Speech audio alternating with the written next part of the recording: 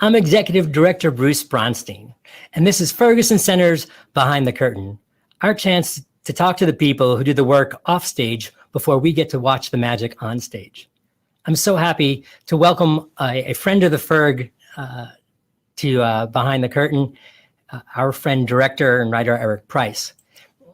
Eric has written the lyrics and book to the musicals The Violet Hour, Radioactive, Presto Changeo, Around the World, Hello Out There, The Sixth Borough, and additional material for the stage adaptation of the film Clue, which was the #1 most produced play in American schools during the 2019-2020 season. In addition, Eric's musical adaptation of Jane Austen's Emma has been performed across the country in hundreds of productions. With his collaborator, Will Reynolds, Eric won the Fred Ebb Award for Musical Theater Writing and the Lotte Lenya Award. They recently recorded a studio cast album for The Violet Hour, starring Tony Award winner Santino Fontana, Erica Henningsen, Jeremy Jordan, Soleil Pfeiffer, and Brandon Uranowitz. Two-time Tony nominee Laura Osnes recorded their song When I See You Again, which was featured on the album Artist in Residence and released as a music video to commemorate the anniversary of the Broadway shutdown. With his collaborator Will Reynolds, Eric has written material for the Apple TV Plus musical animated series Central Park, starring Josh Gad, Leslie Odom Jr., Daveed Diggs, and Stanley Tucci. Eric's work has been produced at theaters in New York and around the country and in Europe. Production experience includes projects at such institutions as the Manhattan Theater Club, Roundabout Theater, Goodman Theater, the Kennedy Center, Meniere Chocolate Factory, Barrington Stage, Symphony Space, Merkin Recital Hall. He's been all over. Eric's stuff has been everywhere. Manhattan Lane Theater, Audible.com, Joe's Pub, 54 Below, including a solo show, Birdland and the Ravinia Festival, and more. In addition to his career as a writer, Eric was the longtime assistant to 21-time Tony Award-winning director-producer Hal Prince, and worked with him over the course of 12 years on the development of new musicals that premiered in New York, Chicago, Washington, D.C., London, and Tokyo. Eric is an adjunct professor of musical theater at Pace University and Malloy College Cap 21, and is a member of the Dramatists Guild and ASCAP. With Will Reynolds, he's the co-founder of This Empty Space, an online musical theater education platform. Eric is one busy guy. It is my honor to welcome to Behind the Curtain, my friend, Eric Price. Thank you, Bruce. Thanks so much. It is so good to see you. It's good to see you. It has been quite a year for us. And, one of the things that we'll put out early is that, we're collaborating currently on the studio album for The Violet Hour. And we're so excited to be part of that project and to share that with our donors and sponsors. So there's going to be more to come about that in the future. Well, we're so grateful. The fact that the Ferguson has been able to do so much to facilitate the creation of this cast album for The Violet Hour is something that both Will and I hold dear, and we're so glad to be part of your team. Well, again, the feeling is mutual, and we're also excited to see where this journey takes us. But, one of the benefits of being attached to this project is that I've gotten to meet you and hear a bit of your story. And I just find, being the theater nerd that I am, I find the lives of the people and the paths, the journeys that of the people that are in our field so incredibly interesting. And I was hoping that we can kind of touch on, we titled this one Telling the Story, because I know your experience both as a director and as a writer, and where those places merge, the director as part of the storytellers. And we talked a little bit about that earlier today. But at any rate, why don't we kind of start where your theatrical journey started? How did you fall in love with theater? It really dates back as far as I can remember. And it's not just about musical theater, and it's not really just about theater as an art form. It's sort of the act of storytelling in any form. I think that's the place of origin for my passion. And the journey to understand story craft and why audiences respond to stories in the way they do, and the techniques of how to tell stories, that's really been the overarching theme of of my development as an artist, is figuring out all of the ways that we can tell stories.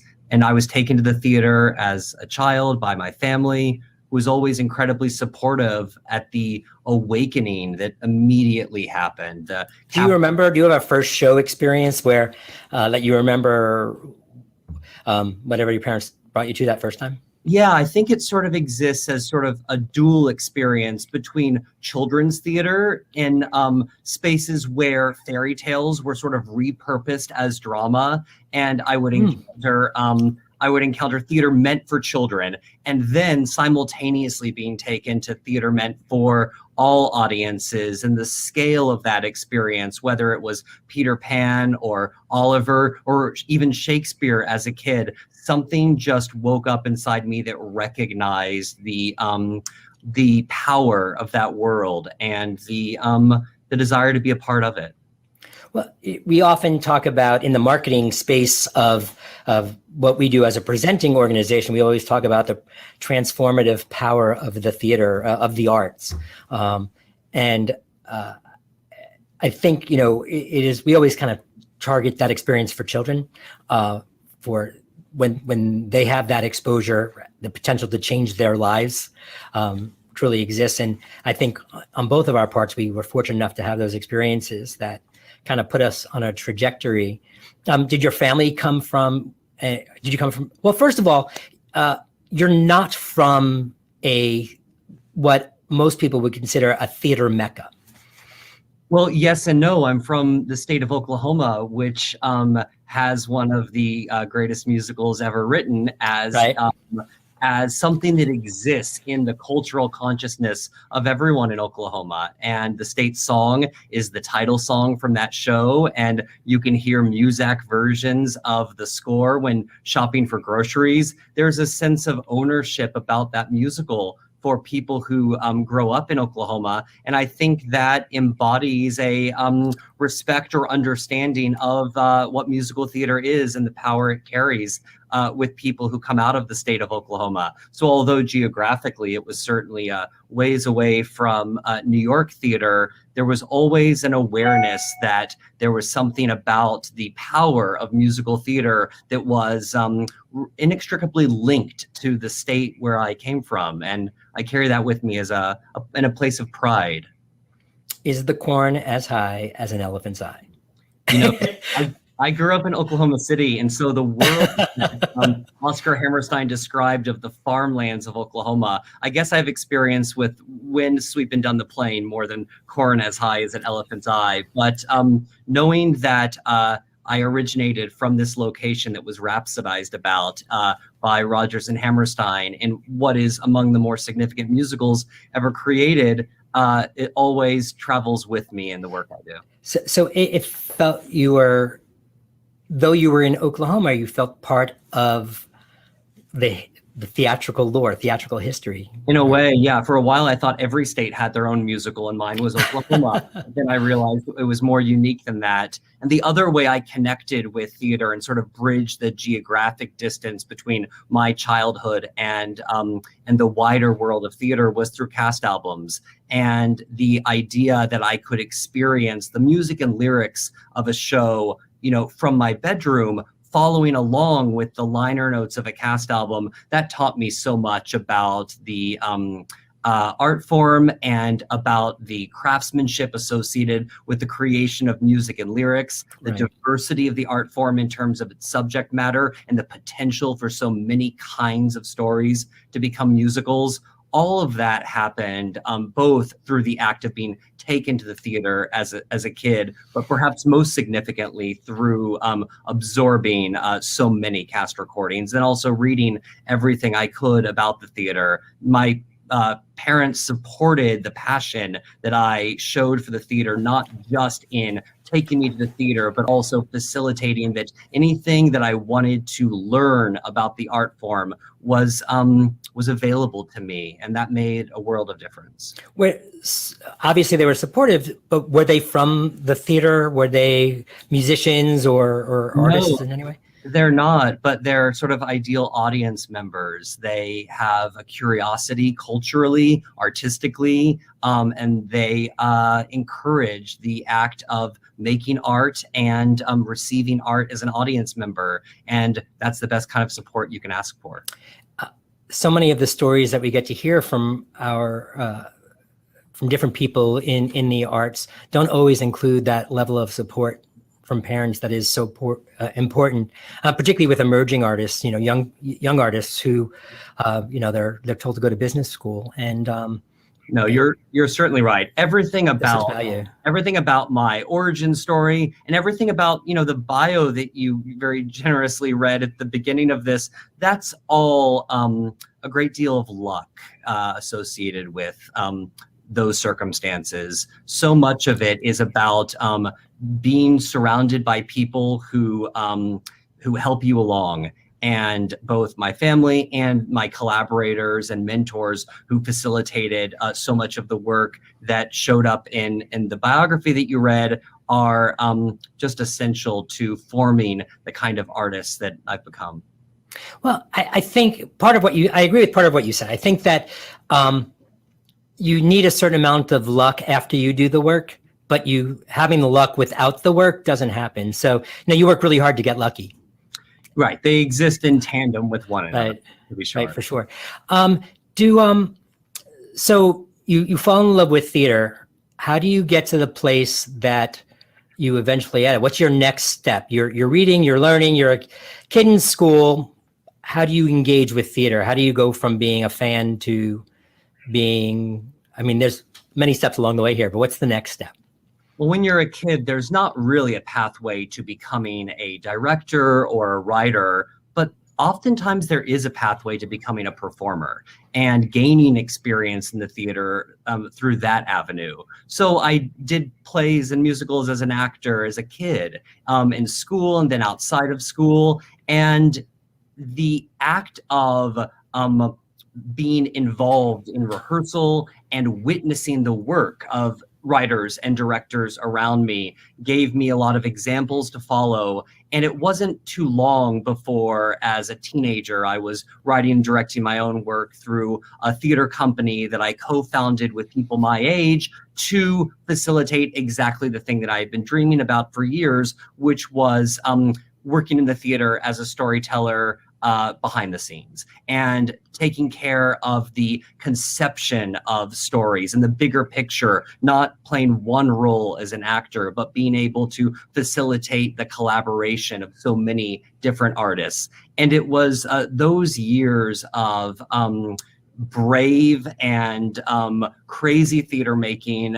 where if we didn't know the rules, we didn't know that we were breaking them. And the act of creating theater with a group of people who were in it just for the love of the game was such a formative experience, and ultimately created the kind of portfolio of work that I used to transition into a professional career.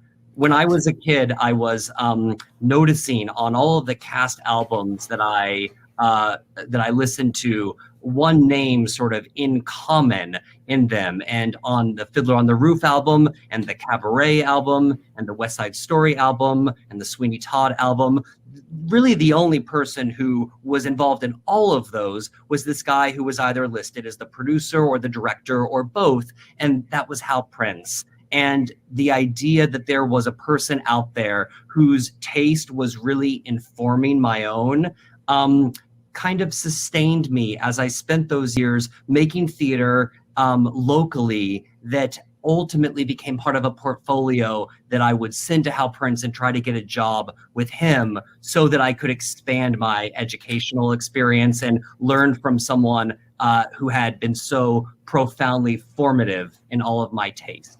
That becomes what I feel is like the crazy part of your story. The idea that, and we'll go back and talk about how young you were when you decided, I'm going to work for Hal Prince one day, and then to bring that reality, to just put that out in the universe. I mean, I know there are a lot of people that kind of talk about putting your dreams out there, and yours is frighteningly scary.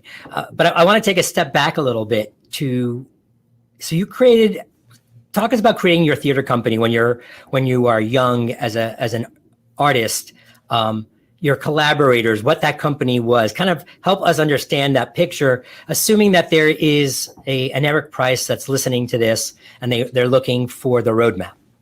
Well, no one ever really gives you permission to start directing shows or start writing shows. You sort of have to activate yourself. And the way that I became a writer and a director was simply getting to work and saying, we're doing this show, and hoping that somebody shows up. And there have been many occasions over the years where the cast has outnumbered the audience. But the kind of theater that I produced as a young person was, we would have a show opening every weekend of the summer. We would have shows where the admission price was $2 plus a roll of the die. So if you rolled a 1 on the die, you would pay $3, which is cheaper than a movie, and you get to see live theater. And just the idea of creating brave theater that wasn't intended to make money, that wasn't intended to always to get good reviews, but was intended to try to make something where there was nothing, and to captivate an audience. What space were you using? What space were you performing in? We would rent local theaters, and we would rent abandoned restaurants. We would rent bars and parking lots. There was a great advantage to not having real estate that is your own, which is that every show can sort of find a space that speaks to it. And the years spent doing shows in circumstances like that really do stay with me. They don't resemble a great deal of the kind of work I do now, except for the fundamentals, which never change, which is a bunch of artists gathering in a room saying, right now we have nothing. At the end of this rehearsal process, we'll have something. How do we get there? Right. The energy of making shows, it remains, right? And all of the doubts that we've gone off the track, and this will never be ready, and we've run out of money, or we've run out of patience.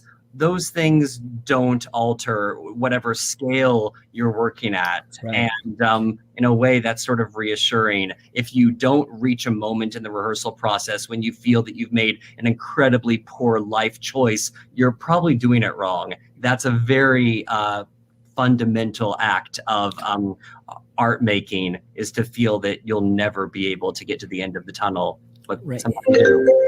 Is there a specific highlight during that time when you were part of this company that kind of stands out for you as, here's the story? If there's one thing I pull away from this anecdotally, here's either the odd story or a memory that really kind of defines that time for you mentally. I mean, I remember that we would be making theater and painting sets until 3 a.m. and come back. And how old are you at this point?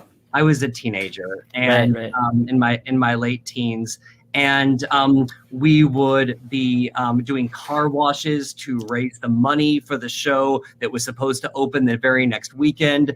It was just there's a book about the founding of a New York theater company called the Fervent years, and it's by the writer Harold Clurman, and it's about all of the things that you do when you're making a company out of nothing. And although this company, went on for a number of years, I would sort of just call it the Fervent summer. And when we would do 10 shows in 13 weeks, and a bunch of people would throw their hand in and try to, in their spare time and for very little money, make something that had never been made before. Those kind of experiences stay with you your whole life.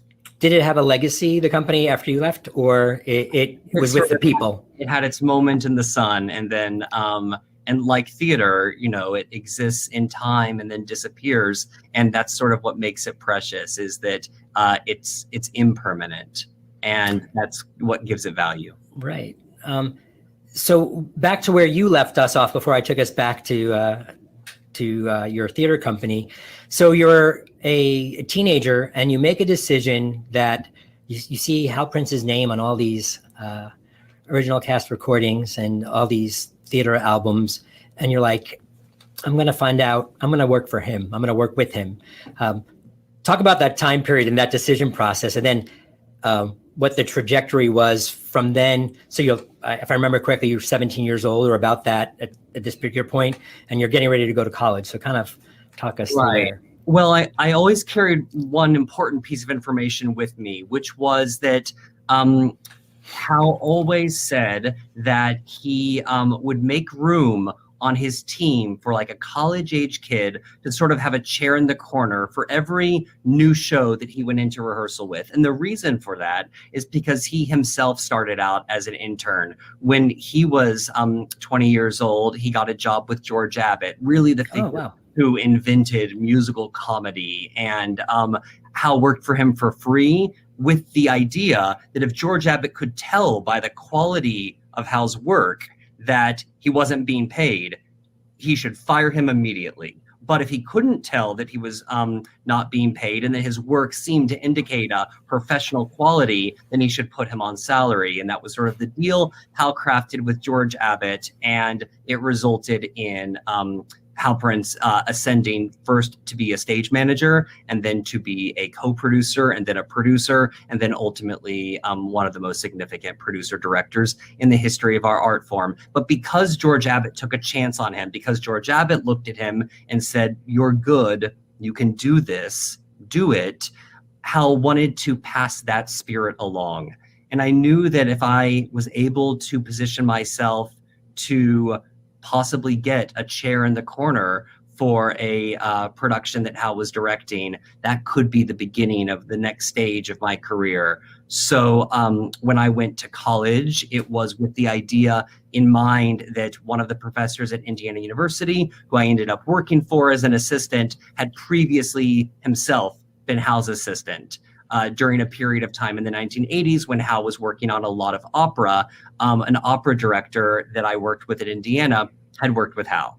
And then when graduation approached, or even before graduation from my undergrad experience, where I primarily studied directing, it was announced that Hal was going to reteam with Stephen Sondheim for the first time in my lifetime, since their show Merrily We Roll Along had flopped in 1981. They were going to reteam and create a new musical together, which was going to premiere in Chicago and move on to the Kennedy Center in Washington, and potentially go on to Broadway after that. And that's the show that I thought I wanted a chair in the corner for, because of course I could learn from both Hal Prince and Stephen Sondheim, two of the greatest creators of musical theater. And the professor that I had worked with at Indiana was able to send off a letter to Hal Prince saying, "Hey, you're going to be hearing from a young fellow named Eric. If you can accommodate a meeting with him, then, please do so." And he kept it very simple, but that's all it really took.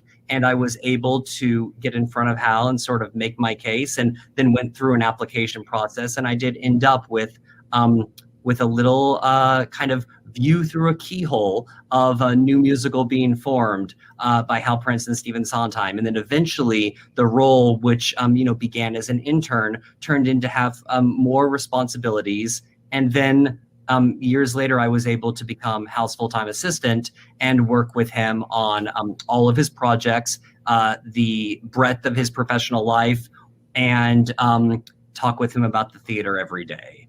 And that's incredible. Being able to go to his office at Rockefeller Center and speak to him about the theater, its past, which he was so much a fundamental part of, its present, and learn how to analyze the state of the theater with someone who had such a depth of experience, and its future, and how both he and I might play a part in it.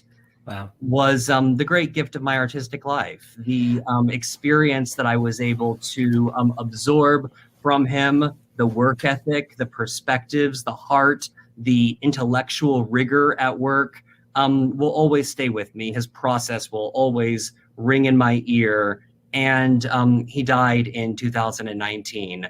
I miss him every day and think about his impact every day.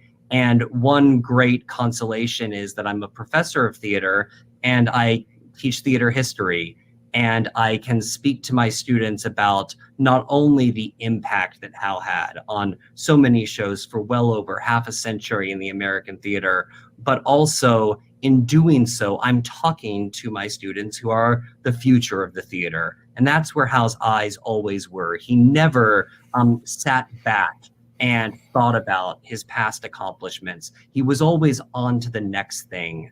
And to be able to utilize his work as a way to talk to the students who are the future of the theater has been an inspiration, because all the different parts of my life can come together, and the things I learned from Hal can be passed on, just as the things he learned from George Abbott were passed on to me. It's such an amazing story, and for a theater nerd like myself, there aren't very many people who sit in the same pantheon with Hal Prince and the George Abbotts and those folks. So to have had access to that, probably in many ways was an education far beyond what any of us could have learned through coursework at a school. Just to have that seat in the corner. Getting more specific into what it was to have that seat in the corner, again, for young people who might be looking at your path as an example of what could happen. So you convince him that you're the guy who should have the seat in the corner. What are you doing now? You're in the corner. What are your responsibilities? Well, at first, you really just have to be exceedingly polite and observant, and don't act crazy, don't be too eager, and sort of know your place in the schematic of all of the different collaborators in the room. And sooner or later, your value will show up. And I think that the job description should naturally expand. And I probably was, I think, quite frustrated at the beginning of the process, that it was sort of like being up against the glass window looking in, but really not able to make an individualized contribution, because it wasn't my show. I was there as a means to learn and to facilitate the artistic processes of others. And really owning that role is important, because if you own it with authenticity and your goal is not for your own self-advancement, but for the advancement of the work and the artists who are doing the work, then that, I think, is perceivable, and it can allow you to play a greater and greater role. So you go from, getting coffee for people to taking notes for them in rehearsals and in previews, and then suddenly having conversations with them about how to figure out the challenge of telling stories on stage before audiences. And somehow you get to enter the room. And I think that it's a different path for everyone, and it's a slow process. It's not supposed to be instantaneous, but you get better and better at doing this the more time you have in the rehearsal room or facing the blank page. Right. And resources that you can develop just enable you to be capable of more and more over time. And I think earning the trust of Hal was definitely a great advantage. But at the same time, you always have to remember in that scenario who's the artist and who's the assistant.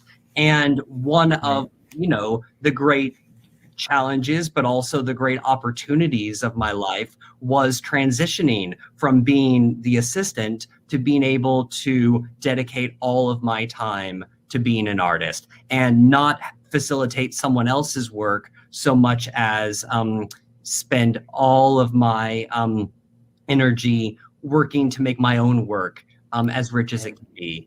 And walking away from those kinds of opportunities to spend time with amazing artists is hard. But there are other amazing artists waiting in the wings once you determine that in order to see your own shadow, you do have to walk outside of someone else's that you're standing in. Was there a particular moment of test that you feel like, okay, I nailed that. Now I've raised my cachet in this organization, that I'm at a new level with Hal Prince now because of the way a particular event transpired, or was it really as gradual as he's becoming more comfortable with me and I with him, and you start understanding his shorthand to make yourself more valuable? Or was there here's a moment of opportunity or crisis that you can put your finger on to say, I became more valuable after this? Well, I mean, every day was a new adventure at his office. And there's plenty of time when we were in between shows or trying to get a show on. And there was plenty of times that we were in rehearsal and the clock was running down. And there were so many times when I learned that the things that I was going through as a teenager running a theater company, or that I go through now and trying to get my shows on, so too do the greatest of theater practitioners. And we encountered, all sorts of challenges in getting the visions for Hal's shows to come to fruition. And that's where you learn so much. And I think that the act of seeing him at great highs, and then also seeing him at moments where we were all deeply saddened by the enormous difficulty, particularly economically, to get shows on, the learning that transpires from those moments of seeing your heroes fail, that those kind of learning experiences are essential. But most importantly, I think Hal taught me about the importance of endurance, and the idea that when that bad news comes, you have to find a way to not let it stop you. And the persistence that he showed year after year, and I was working with him until well into his 80s, that resilience is an inspiration to me every day, and I'll always carry it with me. It sounds like, if you're fortunate, we're all able to find mentors in our lives, and to have had him as a mentor is such a gift, and you seem to value it. Oh yeah, theater depends on mentorship. You can learn what you can learn in a classroom, but really this is an art form that is learned on the job. And the best way that you can learn is from seeing someone ahead of you doing what they did, and taking what you can from their example, and knowing that there's someone behind you who has their eyes on you as well. This is an art form that is handmade. All of the buttons are sewn onto the costumes by hand, and the lessons of theater are passed down hand to hand. That's totally important to me, and I think quite different from many other careers. You can learn generation to generation in the theater in a way that I feel is unique. And sometimes the only way to communicate how art works is to witness an artist that you respect doing their thing, and then taking what makes sense to you and doing your thing. Yeah, I think that certainly rings true for I think everyone in the industry. The idea that and I don't mean to say that everything's iterative, but that it is on the shoulders of those who have come before that we're able to do whatever we do next. Yeah, that feels right. So let's use this as a transition to your writing, right? So you've had this not just an academic education through some of the best schools in the country at Indiana, and so after Indiana, you're working with Hal, and then you go to grad school. I went to NYU's Tisch School for the Arts for a master's degree in musical theater writing. And that was a wonderful experience, because it was several years of with a sort of a proverbial gun in the small of your back that says you have to write today. And that's what all writers need, is sort of a blank page saying, I will be filled every day. And the kind of muscle that you can develop from that sort of writing rigor is essential. is that at that point in your life, was that a struggle to actually go ahead and fill that page, or you were there, you just needed some lines to color in between? It's always a struggle Really? to take an empty page and fill it with things that that you're proud of, that reach the standard that you aspire, that tell the story that's never been told before. That kind of act of creation never, to me, comes easy. It may come naturally, Right. and I feel that I'm the right person to do it, but it's always an act of birthing that can be traumatic and agonizing. And the act of writing, to me, is not always a blissful one, but the act of having written is really great. Well said. Your conscience is clear in a way that is rare and freeing, but making the actual page become filled with work that you feel represents the best that you can do is always a hard process. So any occasion to do it, especially in the context of NYU, where the faculty was inspirational, many of whom had been writers that I had loved and learned from a distance my whole childhood and adolescence, and to find myself working alongside them and learning from them and having them receive my work and issue feedback was totally inspirational. But the act of musical theater writing is unique because it's also learning how to be a collaborator, and the notion that this does not happen alone. You need other people to realize your work. And particularly as a lyricist and a book writer, in order to make musical theater happen for me, I work with composers. And at NYU, I worked with a huge number of them. And every collaboration is different. Every collaboration asks different skills and techniques from you. And the experience of going through that program empowered me to learn how to become a stronger collaborator. I have so many questions about partnerships and how those relationships work in a music and lyricist collaborator. But I wanted to touch on, I think order of operations. Let's go ahead and we'll talk about partnerships. So clearly, I know you because of your collaborations with Will Reynolds and particularly The Violet Hour and Radioactive, and those are interesting because of The Violet Hour being based on a play that you have full source material. Radioactive is a biographical musical about Marie Curie, and you've created original stuff together. Talk about the processes being different between having source material, somebody biographical, or is the process the same? And also the partnership and how that evolves and changes, and a good partnership versus a bad partnership, and how that all interplays together.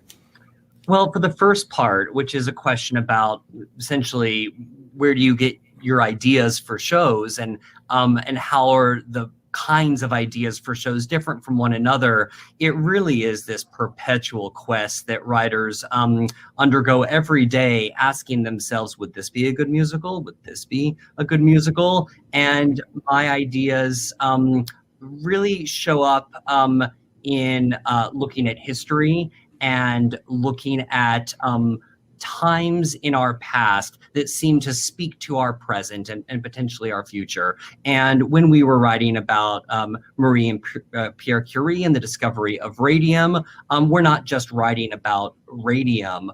The metaphor of scientific discovery, of relentless pursuit, of collaboration between Marie and Pierre to create something bigger than themselves, those storytelling attributes exist outside of time. And so I'm always interested in finding a story from the past that can somehow reflect on our present. And with those ideas, you sort of know it when you see it, or at least you know that there's a glimmer of potential underneath the surface, that if you dig long enough, you'll reach it. And usually with ideas for shows, I carry them with me for years. And if I'm still carrying them along 2 or 3 or 4 years or more after I initially encountered them, that usually means the staying power indicates some real potential there. And once I've carried an idea around for 5 years or so, I sort of say, well, I guess it's time to finally write this one. And it's sort of just a conveyor belt that is always moving. And when a given idea reaches the front of the line, it's time to write it. As for collaboration, it's the central act of theater making, and especially the collaboration between a composer and a lyricist is intertwined on so many levels. And although I've written with many composers over the years, none is more fundamental to who I am as an artist or my professional identity as the work I do with Will Reynolds. We began collaborating in 2005, so it's been a little while now. And that length of time creates a shorthand, a commonality of taste and approach, an ability to understand what the other person needs in order to engage in the most efficient kind of art making. And I think our taste just coalesces in a way that we understand what ideas are going to be good, not for me or for Will, but for us. How our distinct worldviews overlap and dovetail in a way that can cradle certain ideas more effectively than others. Right. And we just are always on the lookout for things that seem to radiate our individual voice, that our collective voice, which we've cultivated for so many years now. And every song is different and asks different things in terms of the order of operations of which comes first, and music or the lyrics. But the essence is always the same, which is that we're concerned with character and with story and with style and with honesty. If you can be honest and tell your story with imagination, then you're on the right track. And we hold each other to really high standards because we know and trust and expect that the other person is capable of wildly surpassing those standards if given the right circumstances and the right opportunity. Because together you're telling a story, right? So that to have that synchronicity, like the likelihood of meeting somebody off the street, sitting down and writing a musical that works together without putting the time in, that's winning a lottery, and maybe impossible. But just seeing the two of you work together, it really is like watching brothers, but brothers that get along. That truly, you speak your own language together, but it's you. In fact, words and music sort of are finishing each other's sentences, right? Yeah, very much so, or speaking at the same time in different ways. So we in a previous conversation, we talked about music as storytelling, or particularly we were talking about orchestrations at the time.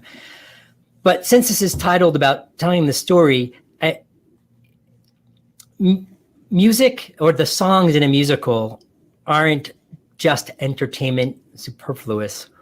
How do you use music to continue the arc, progress the story, advance what's going on, and what are the different roles, or how do you work together to agree on this is our trajectory and how we're going to get there? Well, music in musicals serves so many different purposes, but one of its primary ones is it really lets you into the hearts and minds of the characters in an extraordinarily intimate way. The kind of thing that in a film, a close-up can achieve, where there can be a psychological transparency expressed by the actor. That's what songs can do in musicals. They're the equivalent of close-ups, except they don't just go close to the face, they go inside. They penetrate the heart and the mind. And to be able to express that requires more than words. Knowing that my role is actually insufficient to accomplish the task at hand makes the collaboration so essential, because Will and I have to work together to determine what the sound of the inner life of a character is, and then I work to create the words to express that sound. It's a process that is different every time, but when you have a collaborator who you speak the same artistic language with, you usually find a way to draw a new map with every new song and figure out how to bring it to life. Music also allows for a story to deliver resonances that it could not if it didn't use music, if it was just a play. And to figure out how to establish a vocabulary of musical themes and then how to deploy those themes strategically across the show is the art of writing musicals. And that kind of strategy requires collaboration, because you're setting up a chessboard and it's not checkers. It's existing in with all sorts of moves that are far ahead, that are being set up earlier, and the audience doesn't know that they're being manipulated that way. But the act of telling stories is all about holding the audience in the palm of your hand, and they don't know that you're rocking them back and forth. Our goal is really to create an experience where every moment has been scrutinized by the authors to be as rich and contributory as it possibly can be to the overall experience of the evening. You want the audience to unconsciously know that they're in good hands. As you've talked about collaboration, you made a decision clearly through your education. You got your undergrad degree in directing, and then you pursued musical theater writing for your master's. What's the role of the director in terms of the storyteller collaboration and that role? And when did you decide, or do you need to decide, I'm going to be A or B, or I want both the red dress and the blue dress? It's really that it comes from the exact same location for me. It's the same muscle, which is the storytelling muscle. It's not a red dress and a blue dress, it's a purple dress. And the idea is that the thing I contribute is this sense of storytelling that if it's written down, it's writing, and yet that is sort of the physical manifestation of the way I would direct the show. And the manner in which I collaborate with other directors feeds me so much creatively that oftentimes if I'm writing the show, I don't want to be directing it. I want to work with another artist who's going to bring another set of goals and inspirations to the table, and the work can be that much richer. And so for me, the act of writing and the act of directing originate in the same artistic location, which is all about asking the question, what is the story? Who are these people? How can we honestly convey their struggles and their triumphs and their nuances and their hearts, and to do it in a way that never allows the audience's attention to waver, to always captivate them, and to, along the way, try to tell a story as no one has told it before. So as you're writing, you're focused on the characters and the relationships and the story, but you're not necessarily thinking of blocking.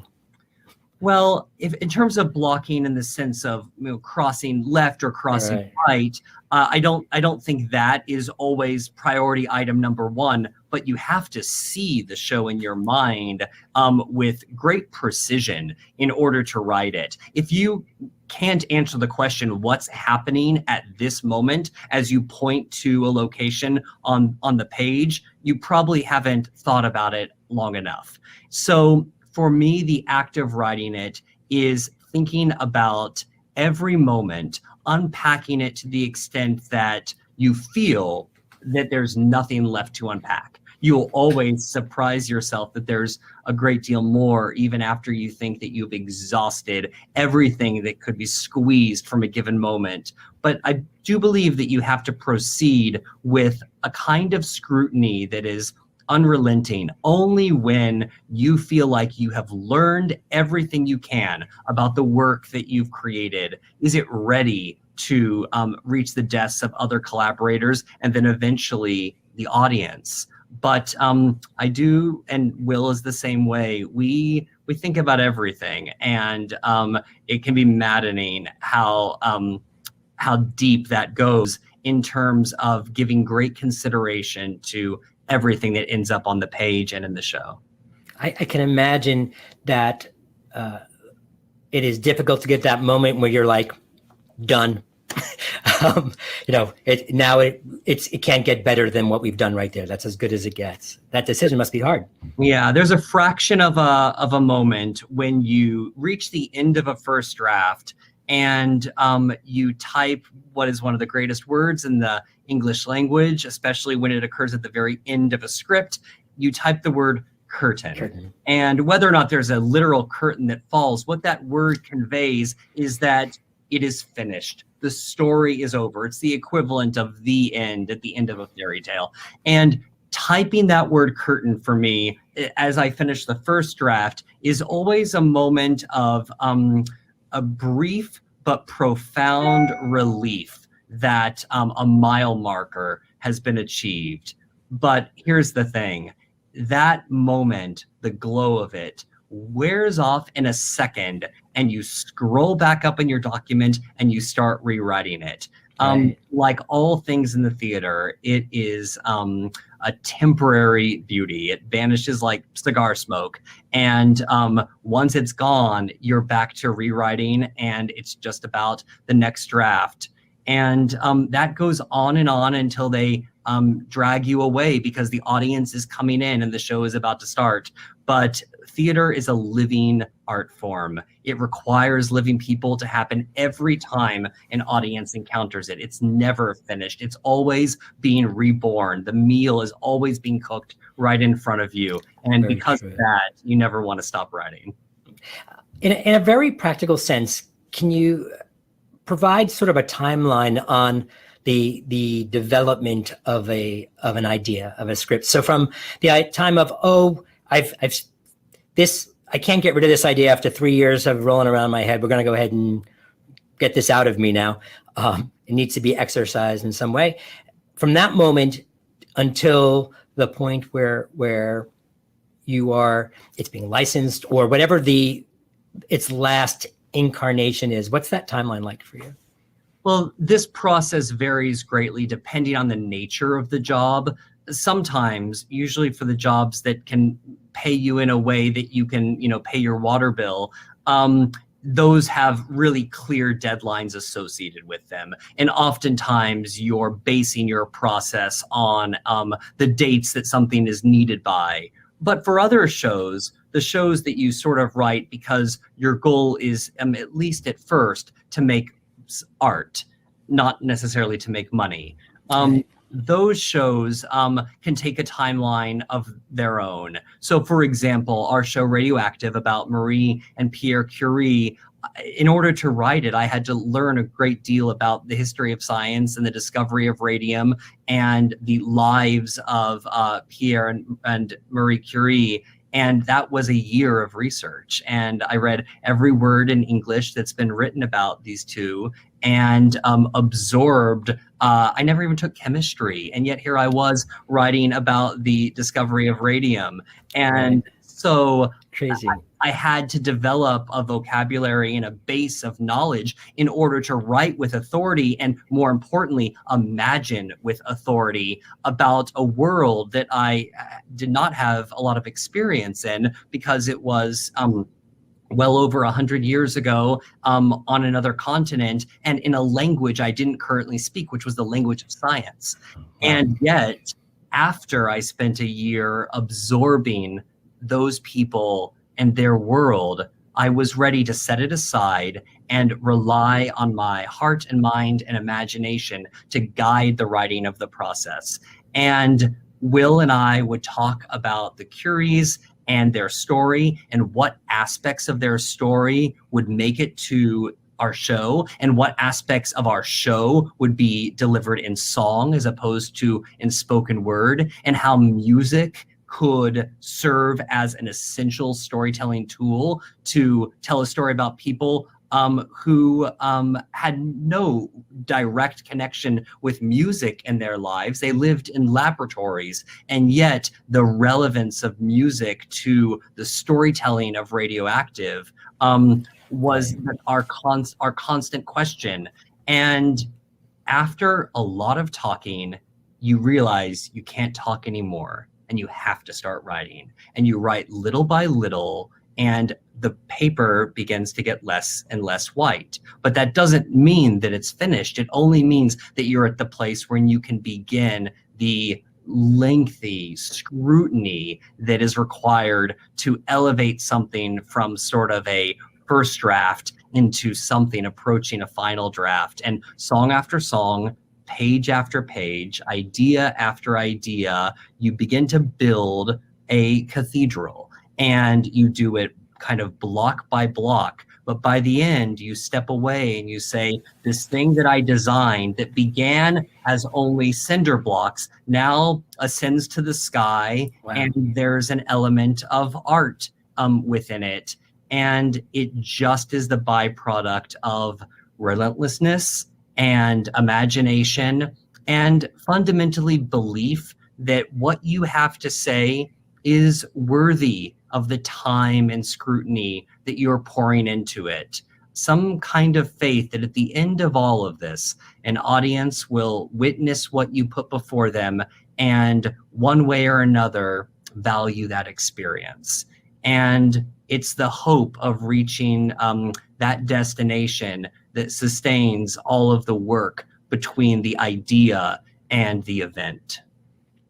And so depending on the situation that you're in, a process, there is no defined time other than a deliverable that might be part of a contract, but these projects can take decades potentially, and sometimes you only have a couple of years to put them together, or less, right? Is that kind of where you're going as far as the timeline?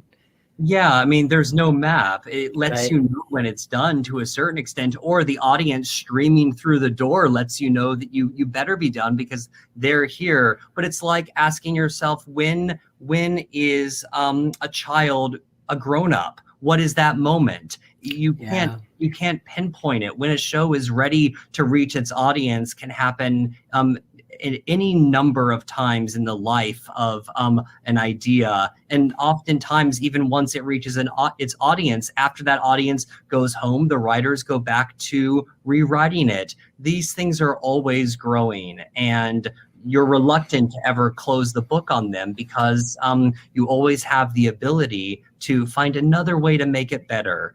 And it's why theater is precious, because with every revival that happens, it's another chance to gather in a room together, sometimes with collaborators who have been around for the life of the entire project, or sometimes with new collaborators, and find a way to deliver the latest version of the show for the new time that it is arriving in, because theater speaks to the present so urgently. The audiences that encounter a piece of theater live today. And so to find a way to make it as resonant as possible to the world we live in today is an obligation of a theater artist.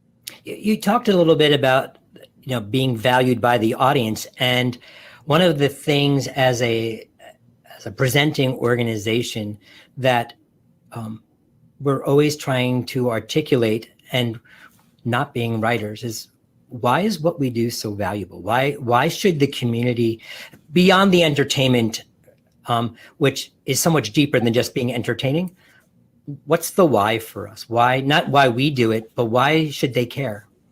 Stories and the telling of stories and the receiving of stories are what makes us human. It is the fundamental tool that we learn about ourselves and the world we inhabit. And the theater is an especially potent location for storytelling because it is such a communal experience.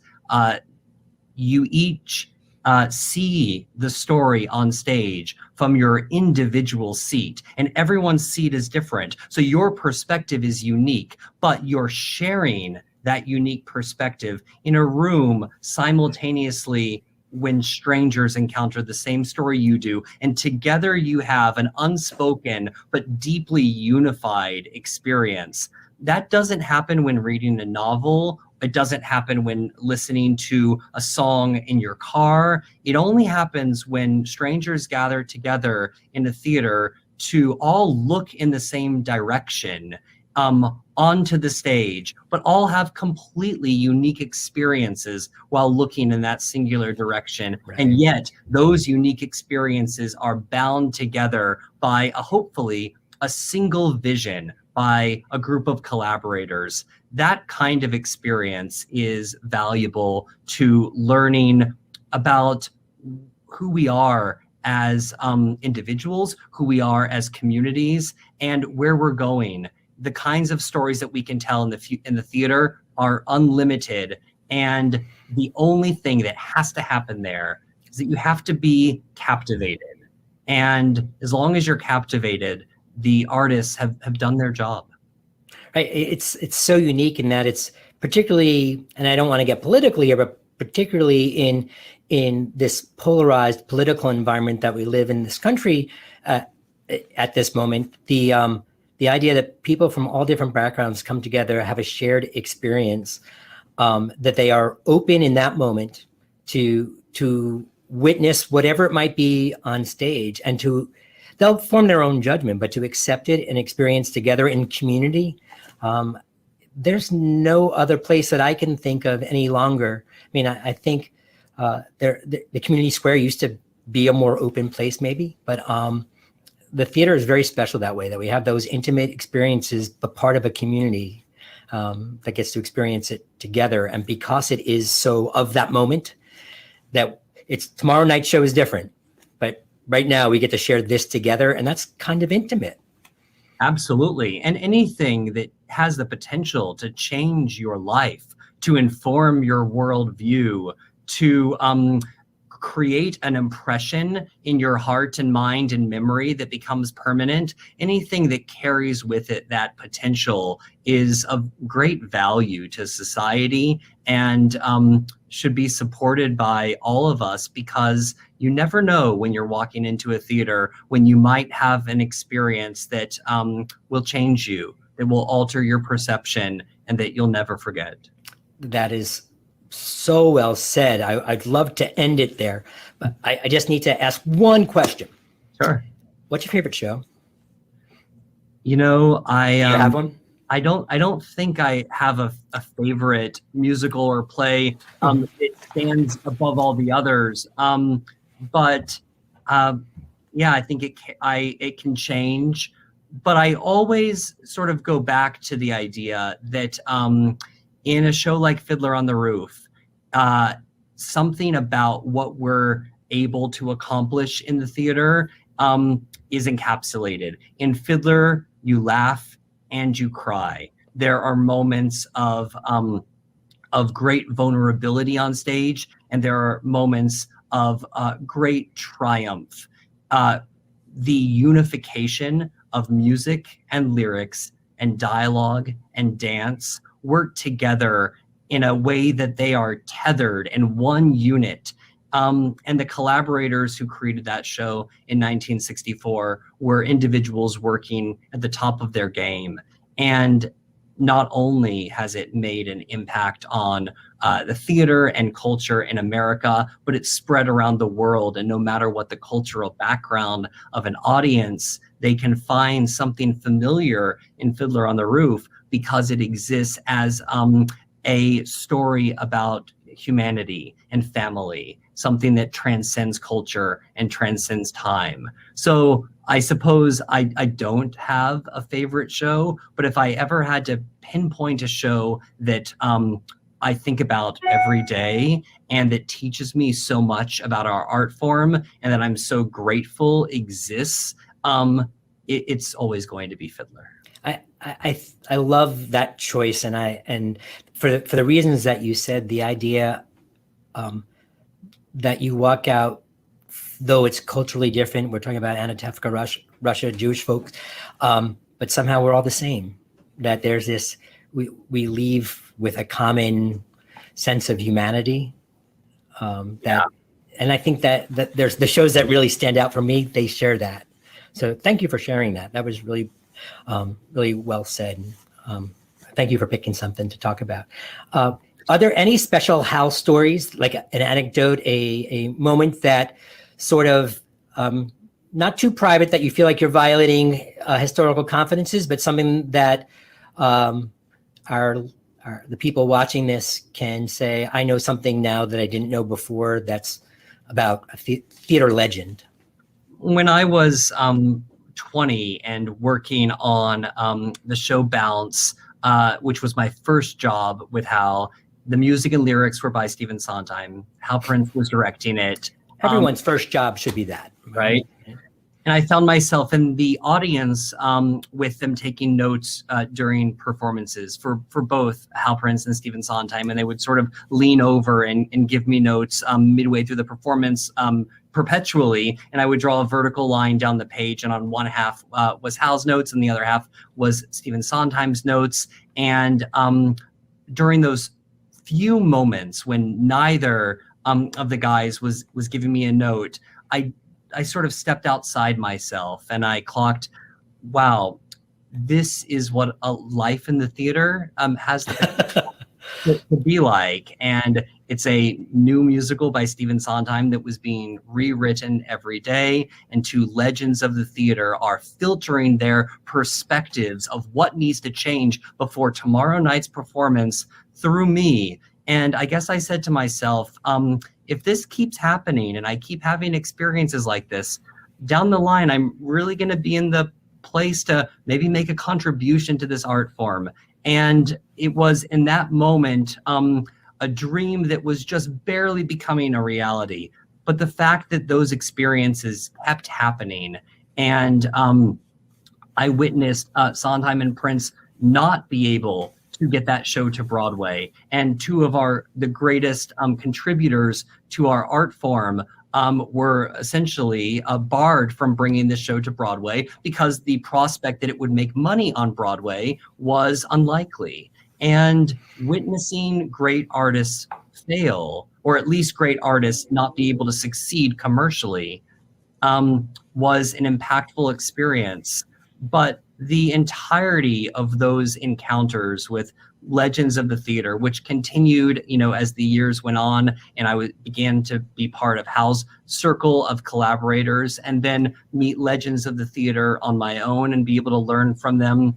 It makes me always grateful that despite the fact that the Broadway musical is in a less central part of American culture than it used to be in the middle of the 20th century, I'm grateful that I was born in the time when I was, because I was able to overlap with so many of the contributors who got me into theater in the first place. And it was their influence, their impact on my taste and my artistic practice and my worldview that has now fueled me as I've transitioned to become a artist in my own right, to make my own career. And I always carry with me the things that I've learned from them. And as a teacher, I have the opportunity to pass that on, both directly to my students and hopefully through my work. And I think that's sort of how it's supposed to be. I don't know if I realized that at age 20 when and Sondheim were on either side of me giving notes, but the idea that the past is always giving notes to the future, that sticks with me, and is ultimately something I'm hugely grateful for. Well, Eric, thank you so much for spending this time with us today. I am a tremendous fan of yours and of Will and of your work, and I only hope that someday one of Christopher Newport's students gets to get a seat in the corner with you and Will, and that someday they are sitting in that theater between you and the director of your dreams for your project, and have the opportunity to learn from you the way that you were able to learn from Hal Prince and all the other people. And gosh, I learned so much just talking to you today, friend. So thank you so much. Of course, it's a pleasure. Thank you so much, Bruce. Okay, well, that's going to wrap up our Behind the Curtain with Eric Price. Again, thank you, Eric. Eric, how do people find you on social media, and where can they go check out what's happening in your world? Let's see. I have a website. It is www.ericpriceonline.com. And Will Reynolds, my collaborator, and I also have a website, which is www.reynoldsandprice.com. So go there. But more importantly, when theater comes back, go to the theater. That's where our art form lives. And learn about it on the website, but go to the theater. Thanks. Great. Thanks so much, Eric. Bye-bye.